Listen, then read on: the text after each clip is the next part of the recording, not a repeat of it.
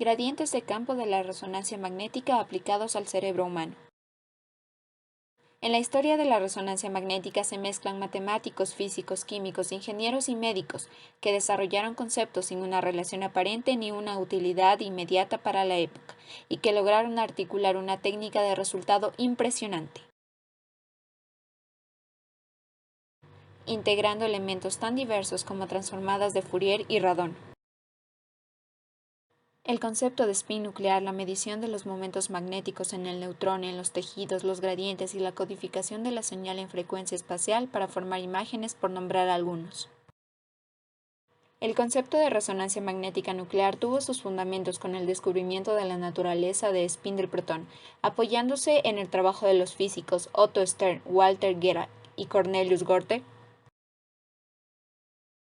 El físico estadounidense Isidor Isaac Rabi publicó con éxito su artículo Un nuevo método para medir el momento nuclear, denominando a la resonancia nuclear magnética espectroscopía por radiofrecuencia. Con esta base en la mano, en 1946 se ampliaron los primeros conceptos de la mecánica cuántica para medir resonancia magnética en materia condensada. El grupo dirigido por el ingeniero eléctrico Edward Purcell obtuvo una señal RNM del protón en materia condensada, mientras que el grupo del físico suizo Felix Bloch diseñó un experimento que recibió el nombre de inducción nuclear. En 1952 dichos físicos recibieron el Premio Nobel de Física.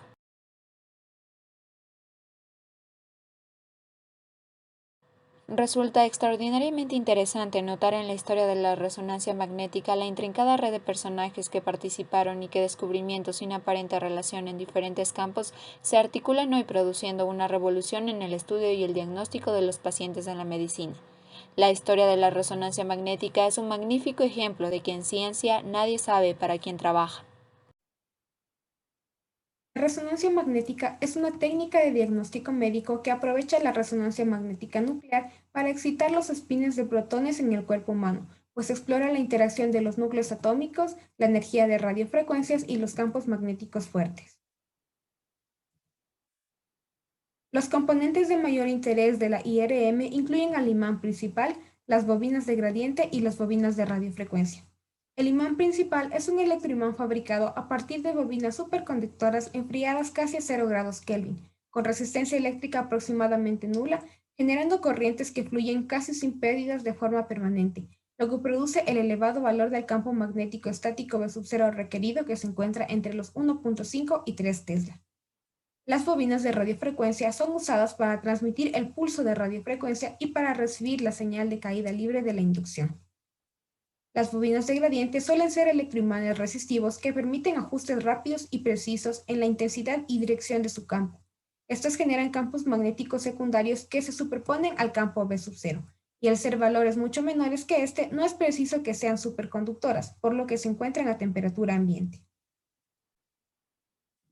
Los pasos del estudio de la resonancia magnética comienzan en el átomo de hidrógeno, que es el más abundante en el cuerpo humano, pues este está compuesto aproximadamente de un 70% de agua, por lo que los núcleos atómicos predominantes son los protones de hidrógeno.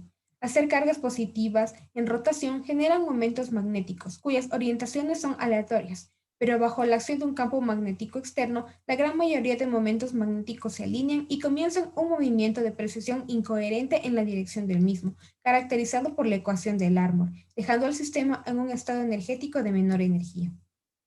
Al recibir los pulsos de radiofrecuencia con frecuencia de precesión similar a la del protón de hidrógeno, los momentos magnéticos se alinean de forma paralela o antiparalela al campo externo, lo que se conoce como magnetización longitudinal. Algunos de los protones con menor energía invierten su posición, dejando al sistema en un estado energético mayor, disminuyendo la magnetización longitudinal. Luego se sincronizan en un movimiento de precesión en fase, lo que provoca que la magnetización rote hacia el plano transversal, perpendicular al campo magnético primario, lo que se conoce como magnetización transversal. Una vez interrumpido el pulso de radiofrecuencia, a medida que el protón libera energía, se genera un cambio en la magnetización neta. Es entonces cuando la bobina de radiofrecuencia recibe las señales remitidas y crea imágenes a medida que los protones retornan a su estado base, lo que se conoce como relajación. Toda la teoría electromagnética vista es aplicable al cuerpo humano, especialmente al cerebro. Considerando que el valor de la conductividad eléctrica para los tejidos biológicos no supera el 1 siemens por metro, que el cerebro puede ser aproximado a un sistema puramente cuasi-estático y los efectos de onda pueden ignorarse. El cerebro es un sistema heterogéneo y complejo. Los campos eléctricos inducidos por el campo magnético externo se sujetan a las restricciones de las condiciones de frontera impuestas por las diferentes permitividades y conductividades de los tejidos. Además, no son lo suficientemente intensos como para modificarlo. Adicionalmente, se supone que acciones como movimientos leves o el flujo sanguíneo son despreciables. En la frontera de dos tejidos biológicos distintos, la ecuación de continuidad, de forma general, dice que el producto entre la conductividad y la componente normal del campo correspondiente es igual en cada lado de la frontera. Pero esta condición genera estrictamente una densidad de carga superficial que se obtiene de la diferencia del producto entre la permitividad y la componente normal del campo eléctrico correspondiente en cada lado de la frontera. Pese a que esta densidad de carga superficial se ve afectada por la permitividad, el flujo de corriente neta no. No obstante, la magnitud de la corriente que circula por el cerebro varía debido a las diferentes trayectorias que ésta toma y los diferentes volúmenes de tejido que atraviesa. Aplicando estos conceptos, se concluye que para objetos con volumen fijo como el cerebro, es más conveniente definir los parámetros de escáner basados en la tasa de cambio del campo magnético, aunque sea el campo eléctrico en el tejido el que cause la estimulación. Es importante mencionar que en el rango de frecuencias clínicamente permitidas, pese a que la resonancia magnética se considera no invasiva, los campos magnéticos pueden causar vértigo, sabor metálico en la lengua y sensaciones de magnetofosfeno, que son destellos de luz en la retina.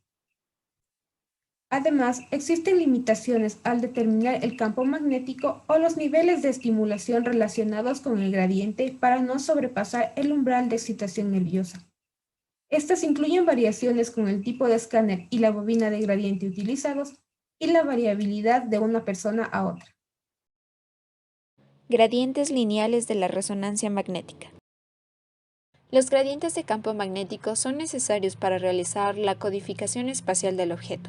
Producen una variación lineal en la intensidad del campo en una dirección concreta del espacio y lo consiguen mediante pares de bobinas situadas en cada dirección. Esta variación se añade al campo magnético principal más potente. Como ya se vio, el principio que subyace detrás de toda imagen por resonancia magnética es la ecuación de la resonancia, que describe cómo la frecuencia de resonancia de un spin es proporcional al campo magnético al cual está sometido. Por simplicidad, considere que la cabeza humana tiene solamente tres pequeñas regiones con densidad de hidrógeno.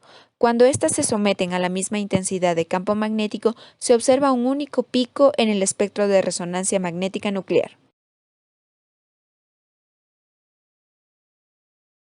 Si cada región se somete a distintos campos magnéticos, se puede determinar sus posiciones mediante un gradiente. Para las IRM, el gradiente de campo magnético lineal unidimensional es el más útil, pues con esta, la dirección de la magnetización del dipolo ayuda a disminuir la distorsión de la imagen.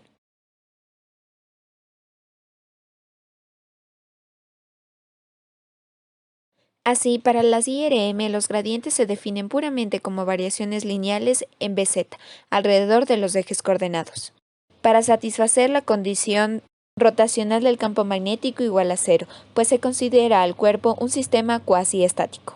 A pesar de que los términos BZ y BY tienen muy poco efecto en la imagen, deben ser incluidos, pues su presencia contribuye a que la corriente fluya en el cuerpo del sujeto.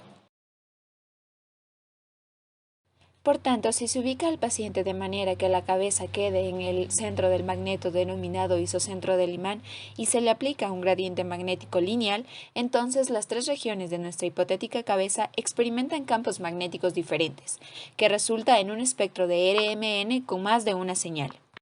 Es fácil ver que para una exploración de cabeza habrá un campo magnético máximo en el tórax. Una desventaja de las IRM se da debido a la fuerza magnética de Lorentz que produce el campo B0 sobre la corriente que fluye en las bobinas de gradiente. Estas intentarán moverse produciendo fuertes golpes, para lo cual los pacientes requerirán protección auditiva.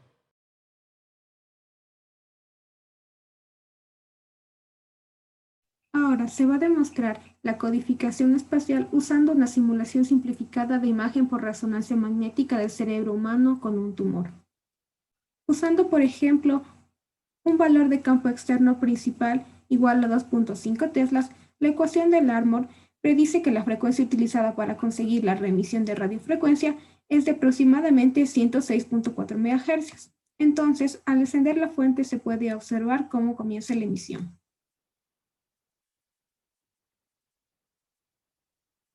Sin la acción de los gradientes magnéticos, las señales detectadas por la bobina de radiofrecuencias provienen de todas las partes de la cabeza, como se puede ver. Ahora, la aplicación del gradiente horizontal limita la emisión longitudinalmente. En este caso, el valor a usar es de 0.07 teslas. Como se ha definido, el eje Y se sitúa a la mitad del cuerpo. Así se puede ver cómo la región de emisión se limita solamente a los valores de Z positivos, desde la mitad de la nariz hacia el ojo izquierdo desde el punto de vista del paciente. Ahora, el gradiente vertical limita transversalmente la emisión. En este caso se usará un valor de 0.08 teslas, que es el máximo permitido por la aplicación. Es evidente, aunque no de manera tan drástica como en el caso de la aplicación del gradiente horizontal, que la región de emisión se reduce a la parte superior de la cabeza, a la altura de la nariz. Nuevamente, se bajarán los valores del gradiente para que se pueda observar de mejor manera.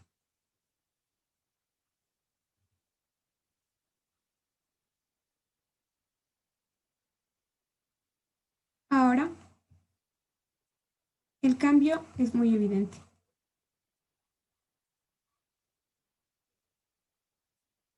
De esta forma se reduce de manera efectiva la cantidad de información procesada y la imagen generada por la resonancia magnética. En este caso, la imagen estaría mucho más enfocada en la zona del cerebro que contiene el tumor, y con las distintas dosis de contraste se incrementaría la detección de lesiones o anormalidades. Comparación de imágenes. Las imágenes de ERM en general se muestran en un formato de escala de grises, donde el brillo o blancura indica una mayor densidad de spin. Las áreas con valores más bajos de densidad aparecen en tonos grises, y la densidad de spin cero aparece en negro.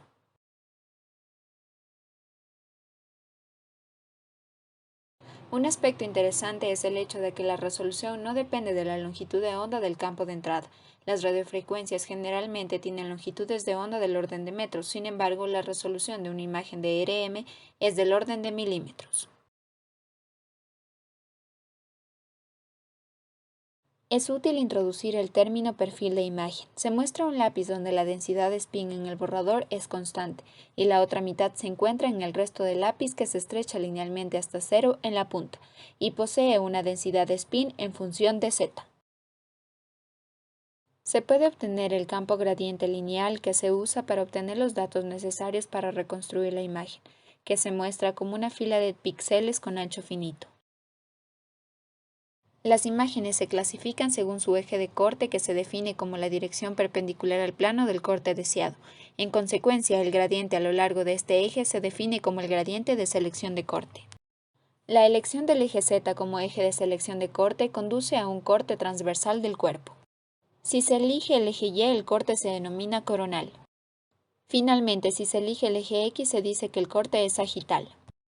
En conclusión, el aspecto de la IRM depende de la dirección del gradiente. Como se vio, el tejido vivo está compuesto en gran parte por agua. Sin embargo, existe una pequeña cantidad de grasa, colina, creatina, entre otros, que junto al ligero movimiento del sujeto puede dar lugar a imágenes distorsionadas. La RM con contraste se basa en cuantificar el flujo sanguíneo inyectando un líquido de contraste, es decir, se aprecia la fase de rotación de los espines en movimiento versus aquellos estacionarios. La imagen de la izquierda se obtuvo tras la administración de una dosis simple de contraste y la de la derecha tras una dosis doble. Observe el incremento en la detección de lesiones con el uso de una dosis doble.